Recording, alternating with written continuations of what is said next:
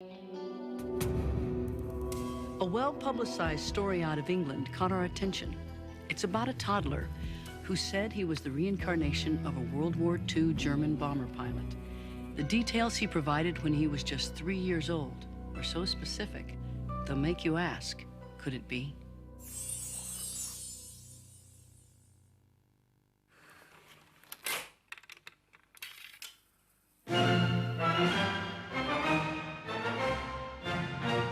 A young English boy plays a waltz by Johann Strauss. Could it be that this music was a soundtrack from a previous life in another land? What particularly intrigued me about Carl's case was his unusual behavior at a very young age.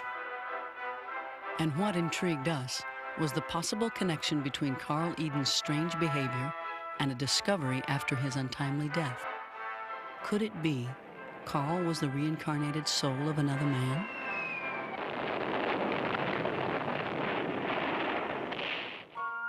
From the very beginning, Carl Edon was different.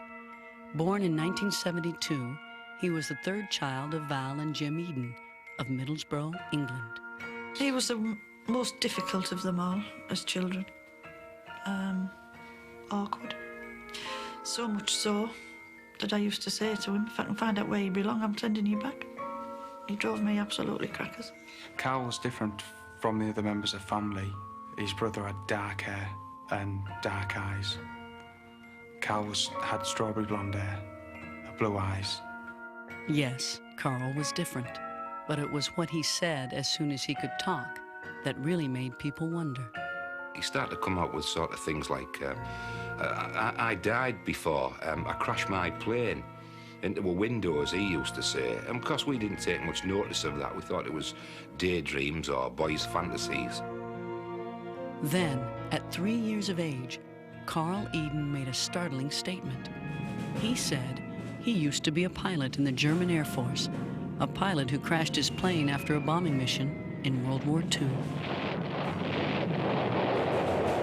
All of this sounded far-fetched, coming from a toddler, but according to Dr. Ian Stevenson, the director of personality studies at the University of Virginia, Carl's claims were consistent with other reincarnation cases he studied.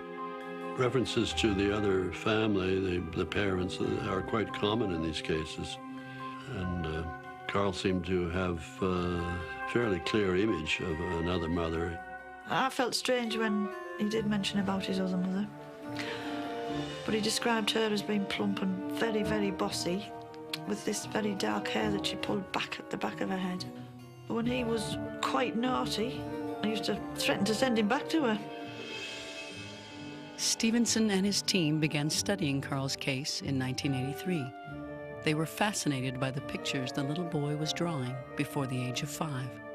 We used to notice that he was drawing mainly the cockpit of a plane with all the dials and gauges. And when we asked him about those, he would tell us, each and every one, what they were, where the bombs were let go from the floor. He always said he fired the bombs. That was his words for it.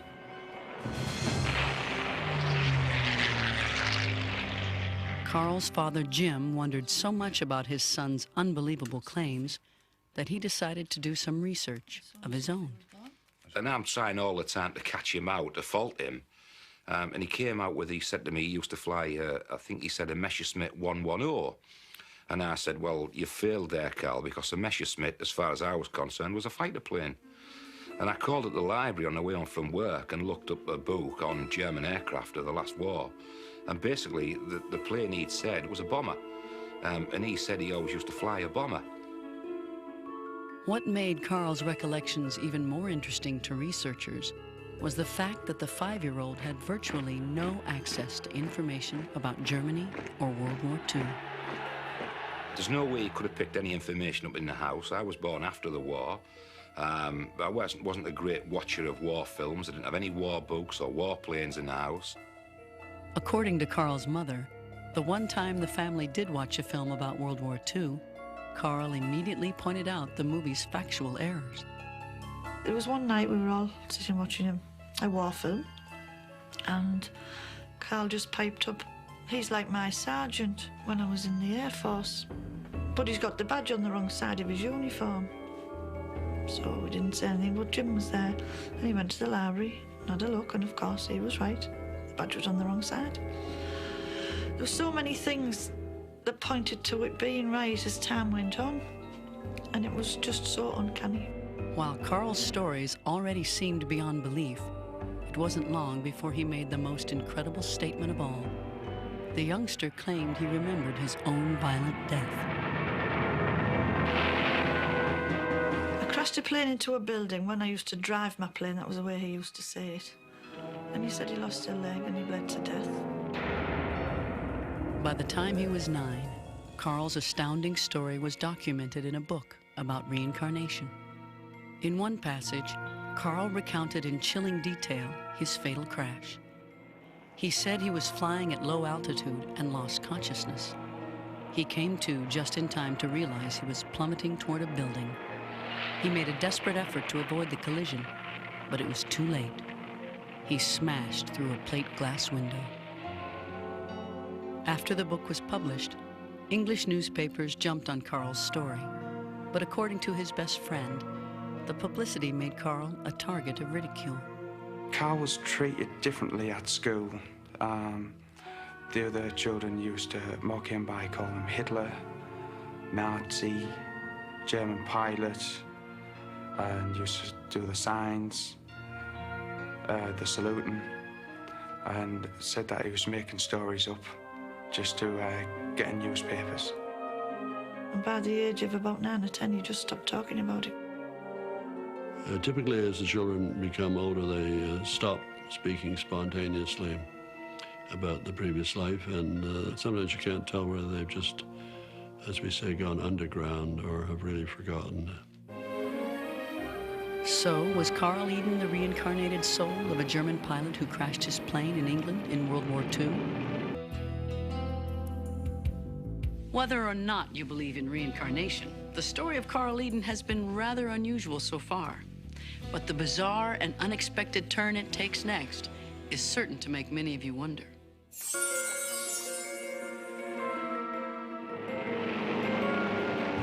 When Carl Edon was a young boy in England, he shocked his friends and family by claiming he'd led a previous life as a German bomber pilot in World War II. At first, it struck me as strange because I never heard stories like this before from other friends. It wasn't in jest or in fun. He was so serious about it, and he wanted people to take him serious about it. And obviously, a lot of people didn't. When Carl's story hit the newspapers, he was teased by his schoolmates. People call him names, Hitler, Nazi, just names like that that mock him and try and bring him down.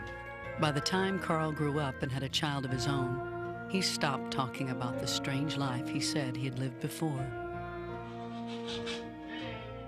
Carl's parents and friends always hoped that someday he'd be able to explain his extraordinary past, but that day would never come.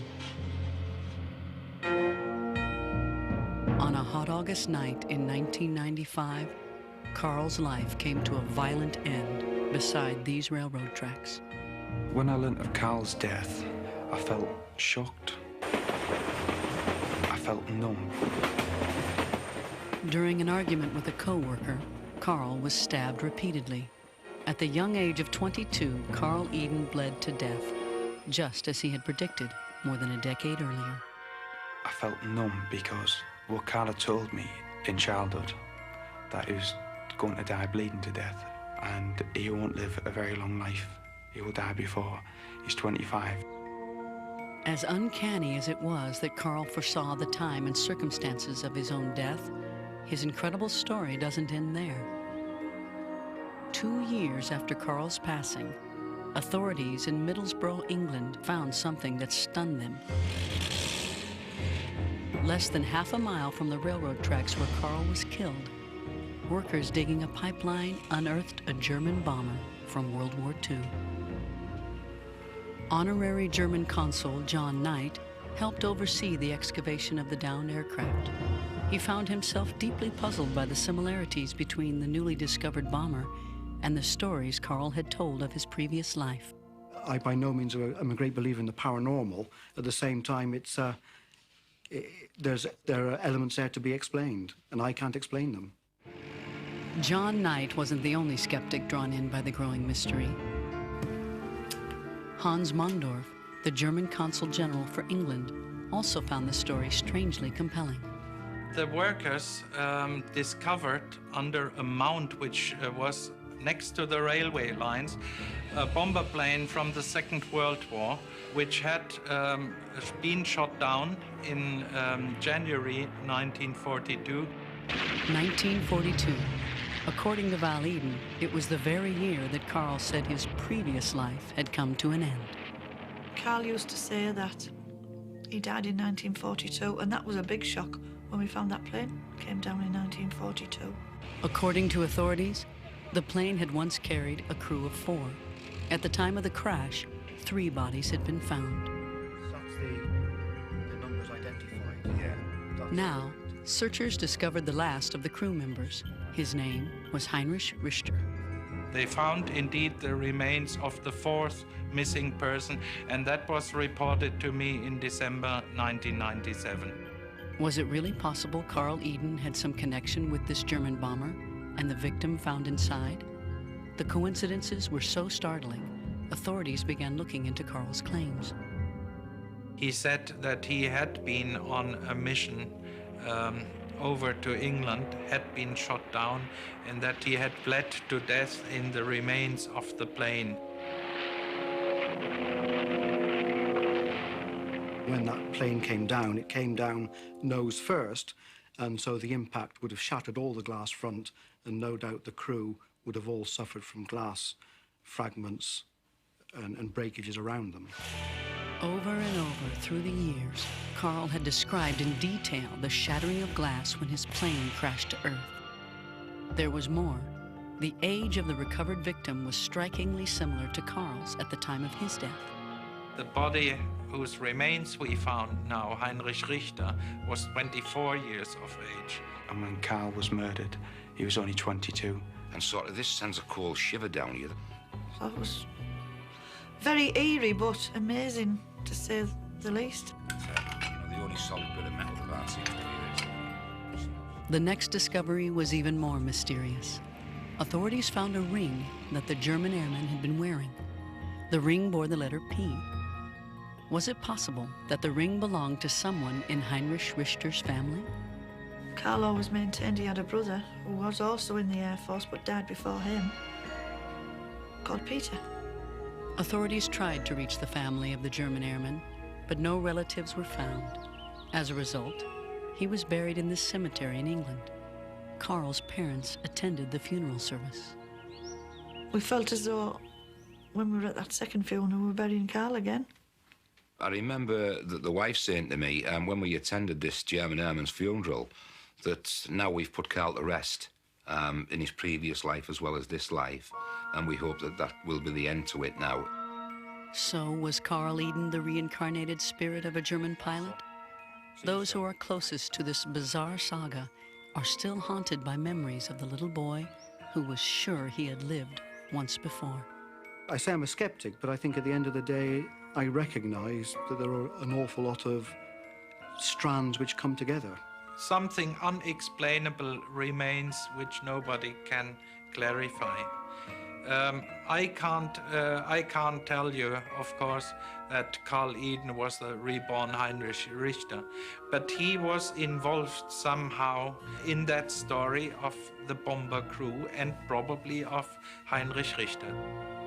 I think it is quite possible that when the plane did crash, that Carl was in it and he was reincarnated. I believe what Carl was trying to tell us was actually true. If you're curious about whether reincarnation experiences run in families, Carl Edon's daughter has not reported any memories or dreams of past lives.